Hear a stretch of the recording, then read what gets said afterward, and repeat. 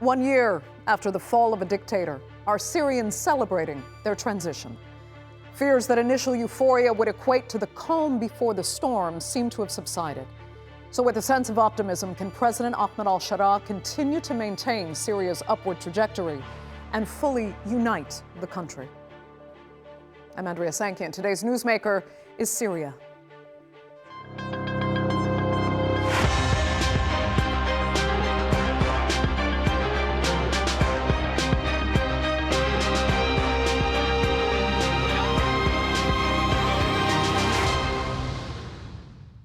With so much infrastructure still in ruins, Syria's development statistics may seem dire.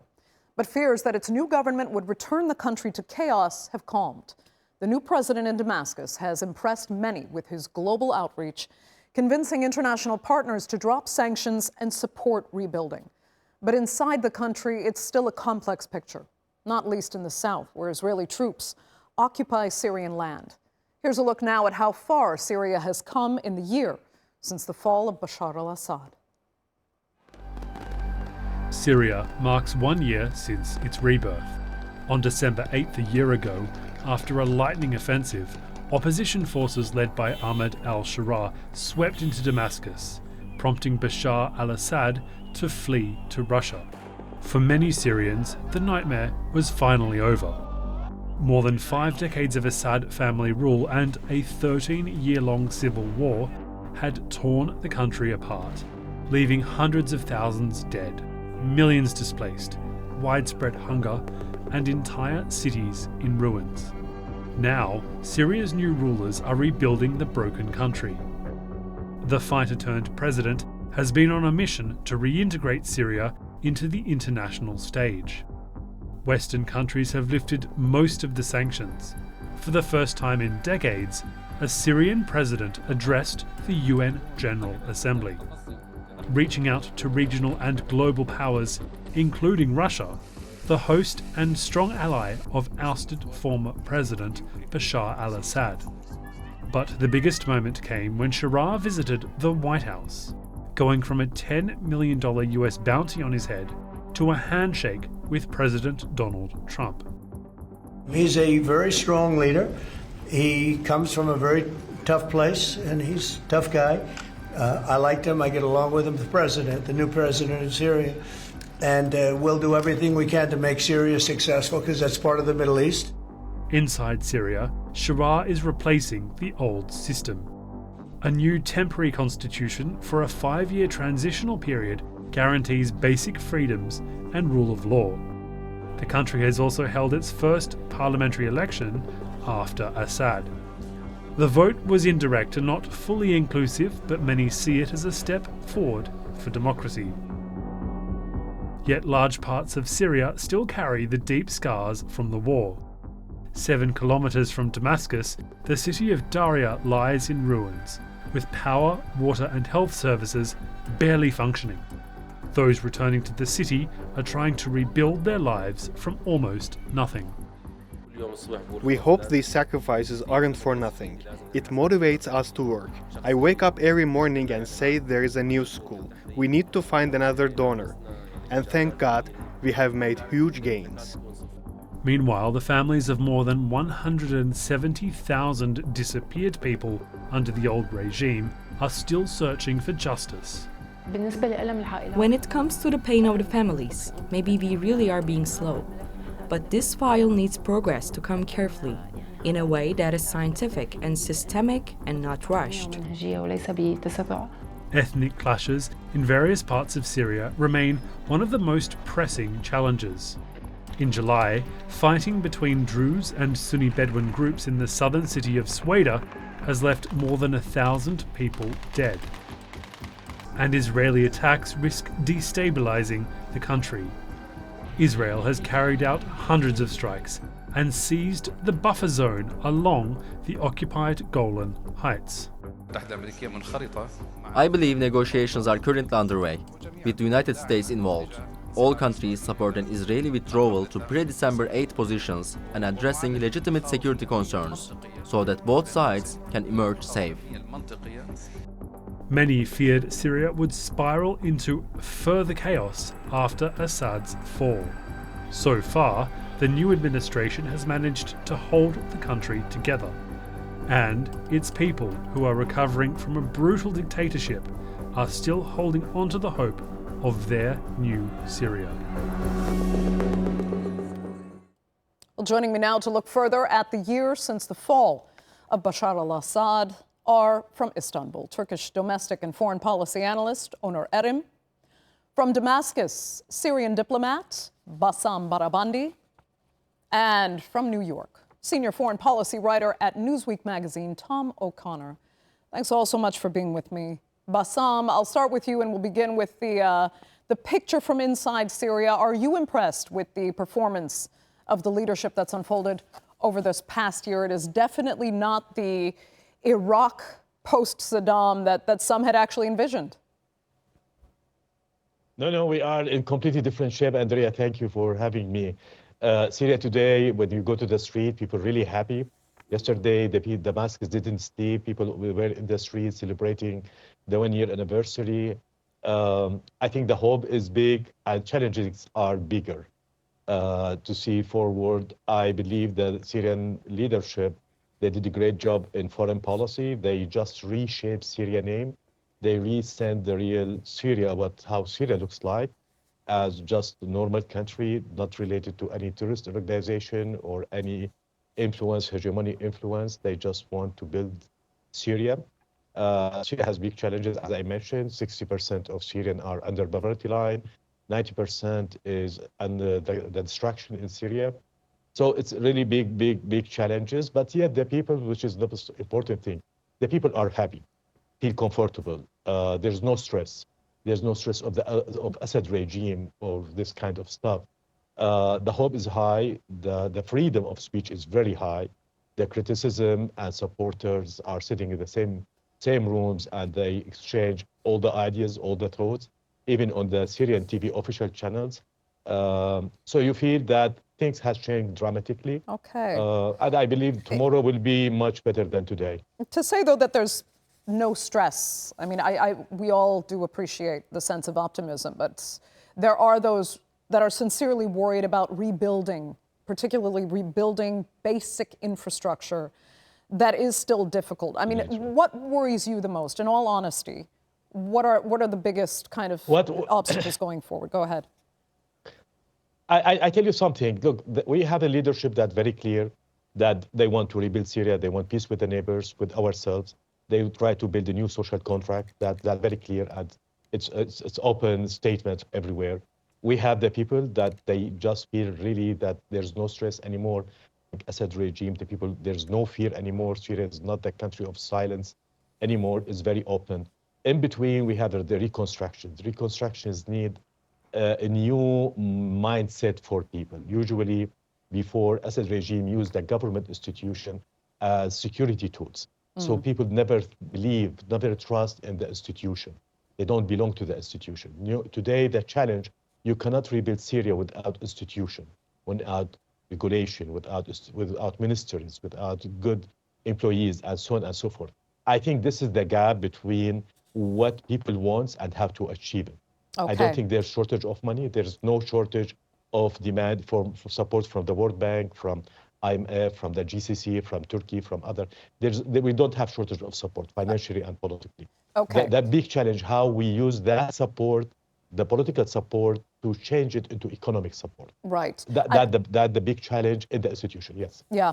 No, a little bit later, I'd like to speak further about actually rebuilding the civil service, which is a huge challenge. Right. But yeah, let me first get to Tom. Do you believe he has fully proven now that he wants a fully representative government for all Syrians? Well, I think I'd start by saying that, a year ago, even until the days leading up to President Alsharaa stepping into Damascus, even the early days after Assad had fled, I think very few analysts at the time would have predicted that Syria now would not be in the throes of a potentially even darker stage of this conflict that obviously has gone on for 13, 14 years now, civil war, sectarianism. I mean, the fact that so far, the country is largely stable I think already speaks to a level of optimism and somewhat unexpected developments from going to the White House, going to Moscow, that show that President Alsharaa has turned out to be quite a pragmatic statesman on the international stage and a leader at home who is attempting to enforce those stated dedications to building a more inclusive Syria. Now, again, we cannot completely, just sweep over some of the serious concerns that have emerged over the past year, particularly when it comes to the clashes that have occurred largely among between state-backed security forces, sometimes tribal elements, and various factions, some of them aligned with minority communities such as the Alawites, the Druze, and the Kurds in some instances. There are some serious pressure points and areas of contention, but thus far, I think it's very important to note that President Alsharaa is leading the country. There is very little dispute about his position there. There is balance that I think he'll have to maintain, and we could talk about that a bit more as time goes on with some of the other factions that help bring him to power. Right. But none of that has really emerged thus far in a way that seriously challenges him. And I think that certainly speaks also to the fact that this is a very war-weary population that was desperate to see a new chapter in this. And so far, that is turning out. The challenges are enormous, but it does seem to be, by and large, on the right track. And just very quickly, Tom, those factions you alluded to that might challenge him, are those the extremist elements that still exist in the country? Yeah, absolutely. I mean, there was a flood of domestic, regional, and foreign fighters as far away as China coming in that seriously helped bring Alsharaa to power. Obviously, that very fateful 11-day offensive that ended up ousting Assad wasn't just Hayat Tahrir al-Sham, which of course was President Alsharaa's faction. There was a host of different groups, some of them with some regional backing, but again, also international ties in various ways. These people did not disappear. They're now stakeholders in the country's future, whether they're going to enter into government, the degree to which they'll have influence, and I think most importantly, the degree to which they will align with President Alsharaa's shift from some of those more extremist or hardcore views that he traditionally harbored that brought him to power. But of course, it's worth mentioning, slowly and tactfully sort of shifted and evolved over the years. We don't know how deep they're bought into this broader evolution that we've seen President Alsharaa himself and those in his inner circle go through. So I think that that's still something that we're going to have to see over time. But again, I think the bottom line there is that he has been able to maintain and consolidate power. There are concerns, of course, of how much he'll consolidate power in terms of his commitments to a more democratic and inclusive future. But it's kind of a dual challenge there is how much can he take control and how much is he willing to delegate to kind of walk away from this more authoritarian past Syria's had. Okay. Onur, if you can, from a Turkish perspective, take us through the concerns that Tom was talking about when it comes to the extremist elements that remain in Syria. I'm sure. I really, I can't talk per se for the government, the official stand of the Turkish government. However, I think the feeling throughout Turkey, and hence the government and all the concerned people in regards to this matter is, I think we all are more lenient towards looking at not the puppets but the puppet masters. So are the extremist forces in Syria have a point to maybe be against the new regime, the new government? We don't know. We just I guess we're all trying to figure out those who actually feed these extremist groups, those whose favor that these extremist groups actually seek to work for, how they're going to react. Now, Syria has a pivotal role in the history of the Middle East. It's in a very strategic position. I think one of the maybe bad parts of Syrian strategic positioning is that it's very close. And it's not just physically, but also historically and culturally to Turkey. So those who really wanted to hurt Turkey over the past, several decades. They made sure that most of this started from Syria, but at the same time, this is also good for Syria because Turkey does, I think, and has been demonstrating this for a long time, that Turkey realizes and doesn't fear to put it out there that the defense, the well-being of Turkey also goes through the defense and well-being of Syria with respect to its territorial integrity, with respect to its government and how they govern themselves. So I think this the result that we seem to be going towards is going in parallel with the strength of the Turkish power growing every day in defense, especially in the region. So as this is getting better, I think we are also seeing reflections of this on the Turkish side, the Turkish military forces gaining power day after day, and I think we are seeing also some very positive reflections of this over Syria. Again, I really like to underline this has nothing to do with Syria's territorial borders, has nothing to do with intervening Syrian government and how the Syrians govern themselves. But I think we have Turkey made a very good point that this is a future in the region for both Turkey and Syria. If we are well off, so will Syria be well off. Okay. If Syria is well off, so will Turkey be well off. And I think this is a very good reflection of this at this time. Yeah. Bassam, then share your perspective from inside the country on, foreign actors and competing interests, their competing interests within Syria, not least, we have to address as well Israeli actions in southern Syria and how destabilizing or not they could prove to be. This is actually where President Alsharaa is originally from. So can he manage the balance between, for example, the U.S. and Israeli security interests, which often go hand in hand, versus other international players?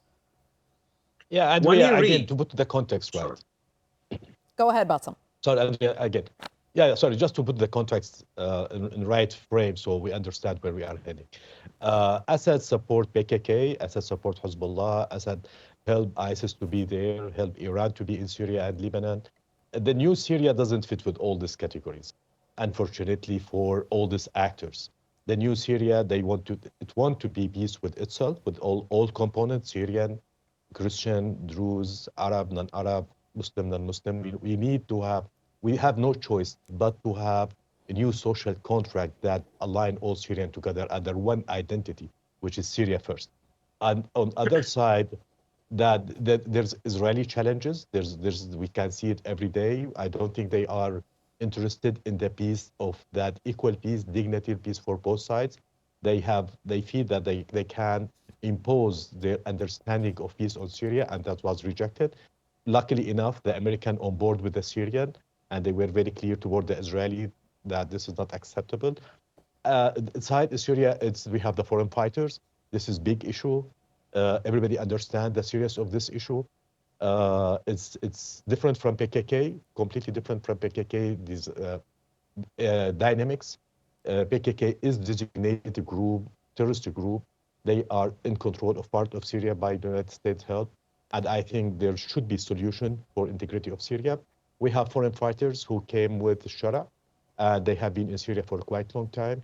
And we should find solution for them that, again, protect Syria's sovereignty, and protect our image and connection with outside world. Syria will not be used as a place to threaten other countries, no matter what. We need all the time to rebuild ourselves. We don't have leverage or luxury of time or resources to use it outside. Right. So the area is far away from being ideal. Assad really destroyed that country, destroyed the institution, destroyed the army. There's no fund in that country. And we need the support. And luckily today, as you mentioned, Syria after Assad is different from Syria after Iraq. People are kind of happy, stressed. There's no more stress. They feel comfortable. They have hope in the future. They support time, regardless of what his background, but they think this is the guy who get of Assad out. So we should support him and give him the time. Okay. Even the American, when they talk about Syria, they talk about the chance. It's opportunity for Syria to go forward. Right. So we have a window that we need to move forward. And I believe everybody is willing to use that opportunity to the maximum. Okay, let me ask Tom then, as far as, international interests are concerned and what the foreign policy of this leadership should be going forward. How carefully does the Trump administration have to tread then between the interest of Syria and the interest of the Israeli government, as well as, and this is a very broad twofold question, the interests of Russia in Syria and the fact that, what Putin should do with Bashar al Assad and the requests that perhaps he should be extradited to Syria, and what kind of card Putin can use that for potentially in Ukraine negotiations there? Sure. Well, I think that, just to start off, I would say from Damascus's perspective, I think that one of the greatest assets, and I alluded to this earlier, has really been President Shara's pragmatism on the world stage, his image as a deal maker, which very much aligns with the White House right now. I think that, we're talking, of course, about the past year and the events in Syria, but if we go back 2 years and talk about sort of the regional upheaval that's taken place since the war in Gaza, which, of course, there is some relationship to, obviously, the events in Syria there. I think one of the biggest notable developments that, most observers can see is just the fact that these traditional paradigms, traditional approaches to the region, whether you're standing in Washington, whether you're standing in Moscow or Arab capitals, they've not turned out. And there is this sort of need and this desire to show some more flexibility, to show some creativity, to take unconventional approaches. And those who are able to demonstrate their ability to fit into this sort of emerging paradigm, I think will succeed. That I think is probably, out of all the things that, we can say led to the fall of Assad, was probably his biggest downfall, was that he wasn't able to demonstrate that. There was a time where Assad was, in talks with Russia, with Turkey, even perhaps to come up with some agreements. They didn't pan out. And this happened shortly after, obviously, the offensive that toppled him, in the midst of all the events happening in Lebanon, happening in Gaza, happening in Iran, et cetera. So I think, to bring it back to as far as where the White House stands, they see in President Alsharaa a potential partner. Now, of course, they have an ally, Israel, who they've been supporting, whether it's in the war in Gaza, various regional initiatives, an ongoing peace initiative, which is very complex in Gaza right now. So balancing this will be key, but it will also be incumbent on, I think, the Israeli leadership to show that they can exist in this emerging, regional landscape. A lot's been said about, the new world order, the new Middle East, plans for this to take place. I think President Trump very much wants to be a part of that in terms of shaping it. And I think that those who come out, again, whether it's in Saudi Arabia, whether it's in Turkey, of course, Crown Prince Mohammed bin Salman, President Erdogan have been very influential as well in this initiative. President Alsharaa, I think that they're going to find themselves in a strong position if they can demonstrate that they're not bound by past ideological or any sort of conventional approaches to the region that, again, have not proven in the interest of not just Washington, but even the peoples of the region. So I think it's very complex. There's no black or white answer as to what strategy each individual actor should pursue. But I think, just broadly speaking, we've seen that those who are willing to be part of the new and not be bound by the old are bound, I think, for some sort of success moving forward. Let me just ask Onur quickly if you agree there. I mean, to a certain extent, yes, I do. Absolutely, absolutely. And let's not forget, regardless of how any of these play out from this point on, it will not be a short road for sure, and it will not be an easy road. And as I think I mentioned earlier this week on an interview, Syria, no matter which challenges it shall to overcome over the next year or two, or maybe over the next decade, it definitely needs the sincere effort and the sincere support of definitely number one of the regional powers, and then the international power players, for sure.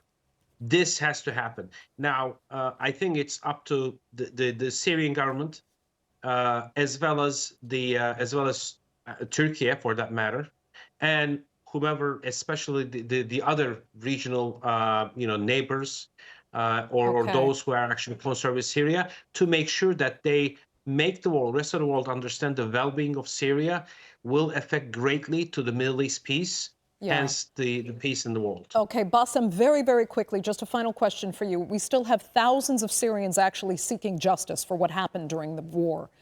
Do you believe those seeking justice will have enough patience to wait?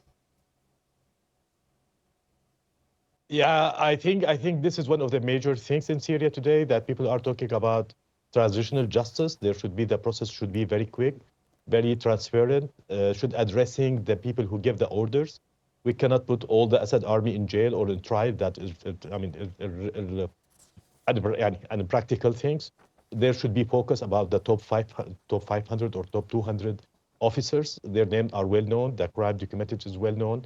And I believe the government is very serious in addressing this issue. Okay, Bassem, that will have to be the final word for this edition of the Newsmakers. I'd like to thank all three of my panelists sincerely so much for being with us. Our viewers for joining us as well. Remember, you can follow us on social media, and do be sure to subscribe to our YouTube channel. I'm Andrea Sankey. We'll see you next time.